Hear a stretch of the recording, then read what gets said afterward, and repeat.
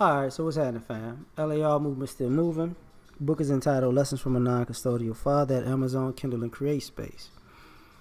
Link will be in the description box below, as usual. This video is entitled Stuck Being a One-Trick Pony.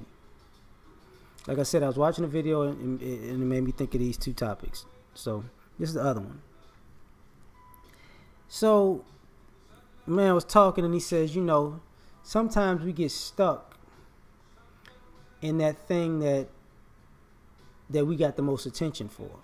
And because you got the most attention for something, you are comfortable in that safe space because that's what works for you. Like, I dig the if it ain't broke, don't fix it mantra. But what I'm saying is, sometimes you can see it with adults. Whatever you were that people called you or you got the most attention for as a kid or as a high schooler, as a college age student, is what a lot of people stuck with, and it becomes a part of their psyche and persona, so much so it may confine and imprison them. What I mean by this is, think about it. You were a kid, a high schooler. I was a jock. I played a bunch of sports. So now you're an adult, and you still see yourself through the eyes of the jock, and you can't get yourself out of that mode. You kind of, you Al Bundy selling shoes, and you're mad at your life because you scored all them touchdowns at Polk High. But what happened was, you stuck being a one-trick pony because you didn't think about adding on to the game. Like, when you see people who've been doing something for a period of time, like using a jock as a reference, their career's over, they retire from professional sports, and then they're like, I don't know what I'm gonna do. This is all I ever know.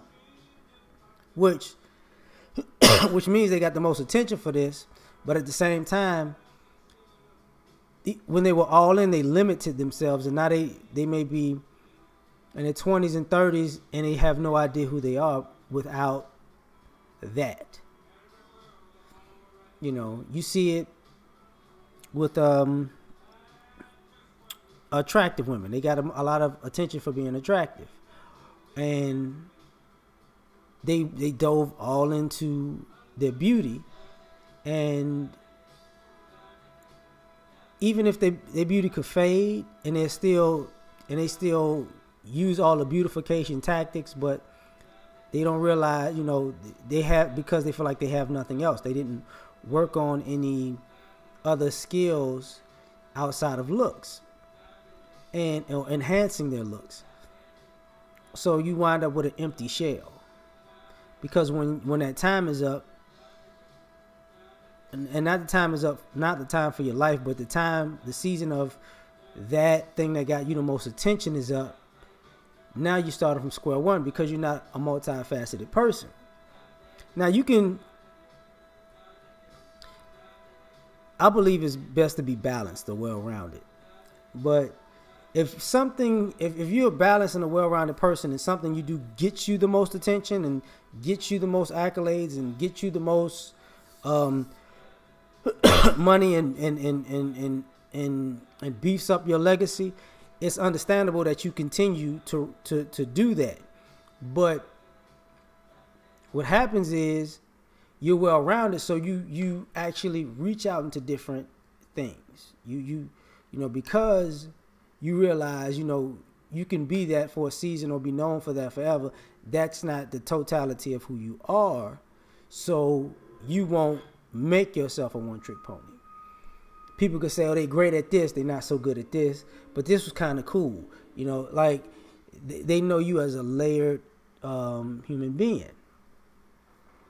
And I kind of hearken it to actors, like comedians in particular.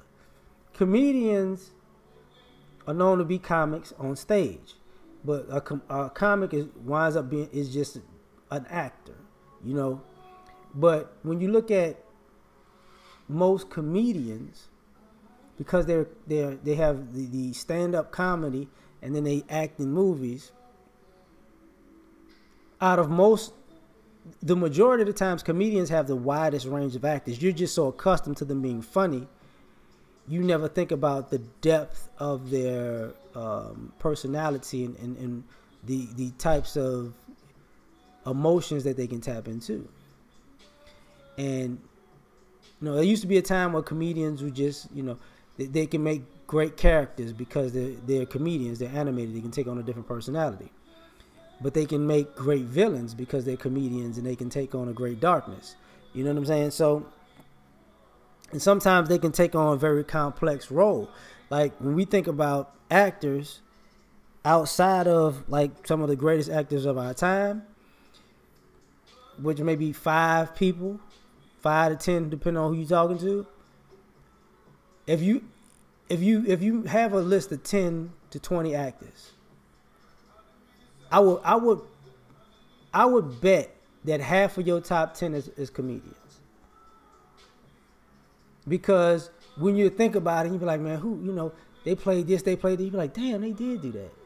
Damn, that is a great character. Damn, they did do that too. And that was completely different. Now, I just laughed at them all the time, but that took depth, like, because they have a wide variety of things that they do. But other people are stuck being one-trick ponies, typecast. They can't show who they are outside of that because who they are as this one thing is so successful that they just typecast over and over and over and over again as one thing. And they're comedians who get typecast too, so don't get it twisted. But normally you get to show your different sides of different things. And here's the thing. You wind up being stuck being a one-trick pony because you got comfortable. And, you got comfortable and you thought, I could do this forever.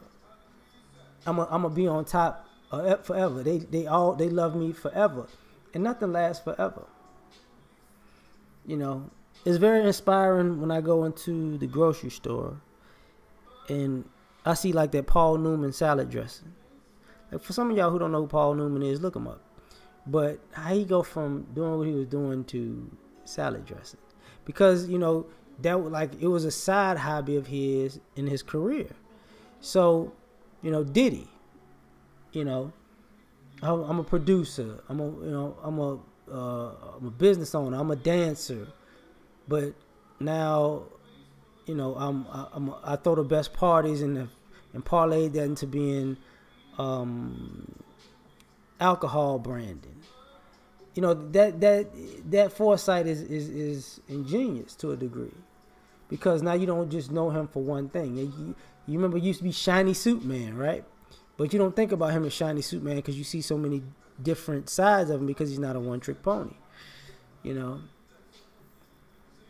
But and that's the thing, like,